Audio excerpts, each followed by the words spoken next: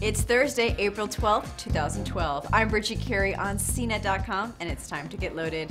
There's lots of Google-related news today, and we start with a blog post about Android security that's causing quite the stir. A researcher from a security group demonstrated that Android apps are able to access sensitive personal information even when the app itself doesn't require permission to access data. These no-permission apps that can appear to be harmless can still access a device's SD card, handset identification data, and files stored by other apps. And the app can transmit information back to an outside party. So what can you do? Well, until something is fixed, Android users should avoid saving sensitive data like photos and work files on the SD card. And be aware of what you download. Just because an app doesn't ask for permission to access data, it apparently still can. Google Plus has gotten a facelift. The social network has been redesigned with the hopes of making the site easier to use.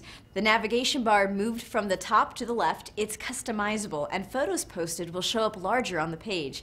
But it also has a good chunk of unused white space on the right side. About 40% of the right side is blank, leaving users to poke fun at what they could put in that space. One user took a picture of their cat sitting in the space. Another user filled the space with Facebook in another browser window. Or perhaps the white space is for Betty White? Sony has introduced a watch that would communicate with your Android phone. It's called Smartwatch and has a price tag of $150, and it will allow users to read text messages, get social media updates, check email, manage calls, and control music. It connects to an Android phone via Bluetooth, and when there's an event alert or upcoming call, the watch vibrates. It supposedly will run for 4 days on a single charge and is splash-proof. This is Sony's second attempt at a watch that works with Android phones. Back in 2010, it created the Live View, which ended up being a flop.